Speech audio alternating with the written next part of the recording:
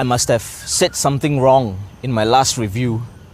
They've given me another van. But hey, it's not all bad.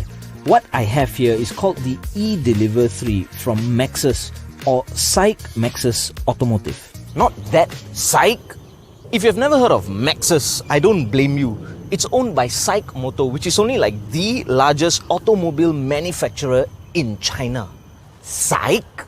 What's cool about the EVTD is that it doesn't steal a platform from another van, but instead, it's made specifically to be an electric van, or rather, a mid-sized panel van. Yes, that would be a more precise classification of this. If you're planning to get this, there are only a few key points which will matter the most. First, the cargo space. The largest in its class with 4,800 litres and 905 kilograms of payload, which is the weight you can carry. Yep, guessed as much. You'd probably be an IKEA slave if you own one of this. And look at this, it even fits one of those irritating, 6 or 8 step ladders. I doubt there are other minivans that can actually pull this off. Bear in mind, it only comes with a sliding door on the left, which opens up to a decent 70 centimeters. Next, the engine. Oh, sorry, I mean the motor. I was actually expecting to see like 30 AA batteries, but no, batteries are actually below the van to keep the CG low, and it comes with a 52.5 kilowatt hour battery. It comes with both AC and DC charging, and get this, DC charging can get you from 0 to 80% charge in about 45 minutes. That's faster than my Dappa phone. A full charge can last you about 240 clicks, which isn't the best, but it's enough to complete a day's assignment. And now, to the cockpit. Okay, this interior, straight up, for a car, it sucks. But for a mid-sized van, it's actually really good. Let me just focus on the interesting bits. Now firstly, the cabin is actually really spacious. Okay, there's this armrest which adjusts to a grand total of 3, about 2 or 3 different positions.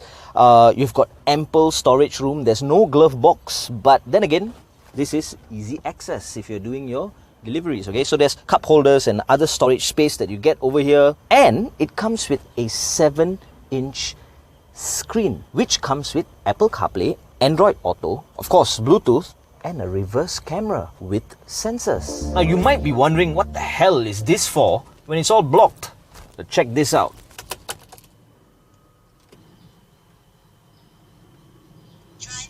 Oh, and on the 5th day, God made the grass and the trees and the tower. I think this is really cool, and you can adjust it, and yes, it comes as standard. Very thoughtful. There's even a function to heat your wing mirrors. I think they are making up for it since you're down one mirror. And I've not even started driving this yet.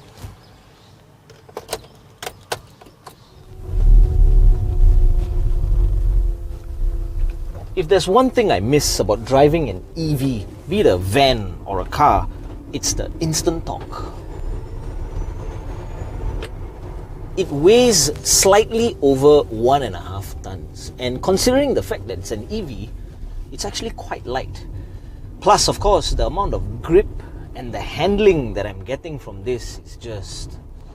Actually, I think this is actually way much safer than your usual rear-wheel drive driven diesel cargo vehicles, because for those, right, if it's wet and you have no weight, you will just break into a Tokyo drift, The meter cluster has a digital display on the left which shows you your range, your motor tacho, wow, traction battery voltage, you've got traction battery current, your speed, consumption, and even your tire pressures. Just ignore the miles per hour unit, right? You'll get a sorted out version if you get one of these. It comes with one of the most easy to use cruise control functions, as well as controls for your infotainment as well. Plus, did I mention this is actually the top of the line GT spec EVTD, which is why you get a flat bottom steering.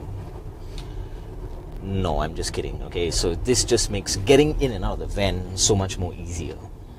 And lastly, my most favorite feature, which is actually this little button over here that says REG. So it stands for regeneration. Basically, unlike a manual vehicle, you can't select a gear, to give you more or less engine braking, or just clutch in and free gear and coast simply because you feel like doing it. You can't do that on an EV. However, with this button, there's actually 3 levels of regeneration that you can select to give you that amount of engine braking. Now check this out, right? So right now I'm on low, okay, and I'm throttle off, and when I switch it to high, look at that, the engine braking kicks in. So it regenerates more when you set it on high, and of course less when you set it on low. Of course, it's not the same as a manual, but I really applaud the effort. And of course, you get a gear selector, not a gear stick, but still the fastest when it comes to changing direction.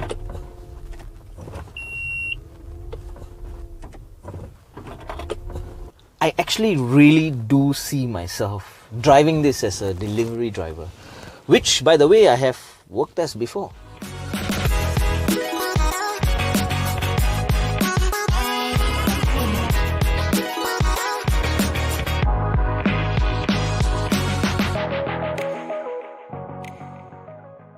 I think with all this talk about installing charging stations and bidding exercises from the government to get these stations installed, this whole EV thing is slowly starting to sum it up.